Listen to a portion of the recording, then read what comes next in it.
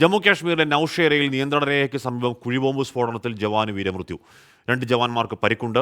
അഗ്നിവീർ സേനാംഗമാണ് മരിച്ചത്. വിവരങ്ങളുമായി ബൽറാം നെടുങ്ങാടിയിരുന്നു. ബൽറാം, എന്താണ് സംഭവം ഉണ്ടായത്? ഈ പരിക്കേറ്റ ജവാന്മാരും അഗ്നിവീർ വിഭാഗത്തിൽപ്പെട്ടവരാണോ? അവരുടെ ആരോഗ്യം എങ്ങനെയാണ്?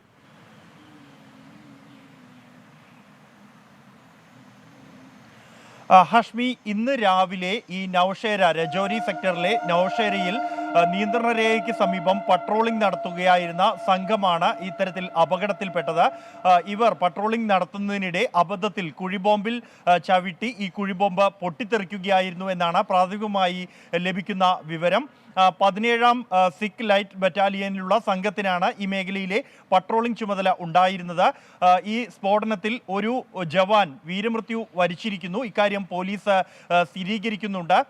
ഇയാൾ അഗ്നിവീർ വിഭാഗത്തിൽപ്പെട്ട ജവാനാണ് എന്നാണ് പോലീസിൽ നിന്നും ലഭിക്കുന്ന വിവരം. ഈ പരിക്കേറ്റ മറ്റ് 2 പേരുടെ വിവരങ്ങൾ ഇതുവരെയും പുറത്തു വന്നിട്ടില്ല. ഇതിൽ ഒരാളുടെ പരിക്ക് ഗുരുതരമാണ്.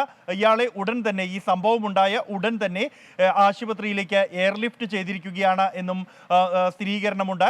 മറ്റൊരു ജവാന്റെ പരിക്ക് അത്ര ഗുരുതരമല്ല എന്നാണ് അറിയാൻ കഴിയുന്നത്. ഇവരുടെ പേര് വിവരങ്ങൾ അടക്കമുള്ളവ സൈന്യം ഇതുവരെയും പുറത്തുവിട്ടിട്ടില്ല. നേരത്തെ കാലങ്ങൾക്ക് മുമ്പ് സ്ഥാപിച്ച കുഴിബോംബാണ് ഇത്തരത്തിൽ പൊട്ടിത്തെറിച്ചത് എന്നാണ് പ്രാഥമിക പരിശോധനയിൽ വ്യക്തമായിരിക്കുന്നത്. എന്തായാലും സംഭവത്തിൽ സൈന്യം അന്വേഷണം ആരംഭിച്ചു കഴിഞ്ഞിട്ടുണ്ട്. ഹഷ്മി, ബൽറാം നെടുങ്ങാടിയാണ് ആ വാർത്തയുടെ വിവരങ്ങൾ നൽകിയത്. ഒരു ജവാനാണ് വീരമൃത്യു.